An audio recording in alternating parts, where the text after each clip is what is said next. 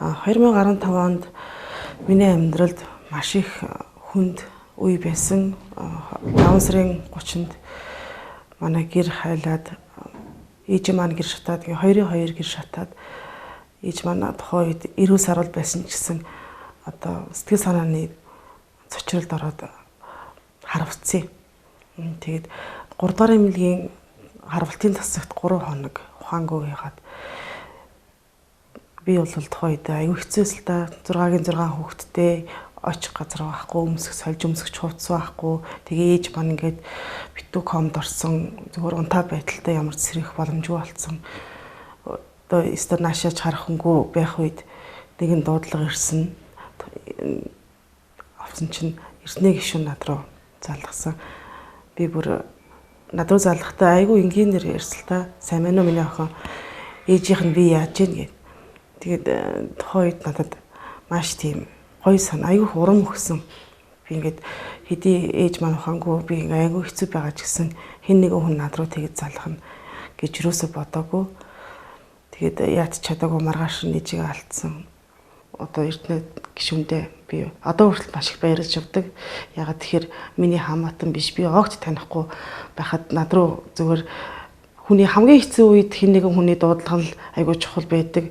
Хэн нэгэн хүний сэтгэлийн одоо үг хөмөр хишгэн маш их одоо байдаг учраас яг тэгээд байж ах үед эрдэнэ гишүүн Баян улдуургийн одоо захиргааны ажилчингууд бүгдээрээ нийлж тийм хандивын аян зохион байгуулад тэрнгээр нь би ээжийн ажлын явдлыг өнгөрөөд тэгээд үлдсэн өнгөр нь хоол болгох чи гэж огт бодоагүйгээр манай нөхдөр оёдлын машин авч оёдлын хус засвар нээгээд яг л өнөөдрийн энэ шагналыг үүсгэнэ гэж зорж хөдөлмөрлсөн.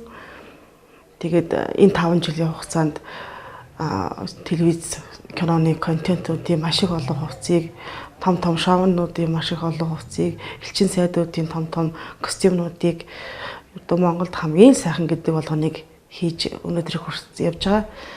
Гэтэ одоо өнөөдрийн шаглаа гэдэг энэ салооны хамгийн их анхных нь өөр уурхайг тавьсан хүн бол яхаарахгүй эрдэнэ гишүүн байдаг юм аа.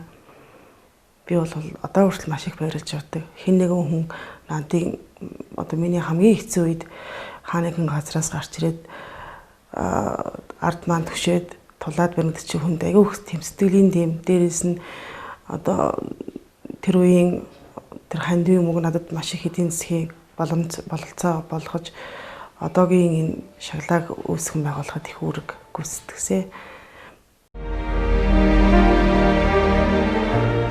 Улсын хурлын сонгуулийн 26 дугаар тойрог Баянгол дүүрэгт ардчилсан намаас нэр дэвшигч Содном Зундын Эрдэнэ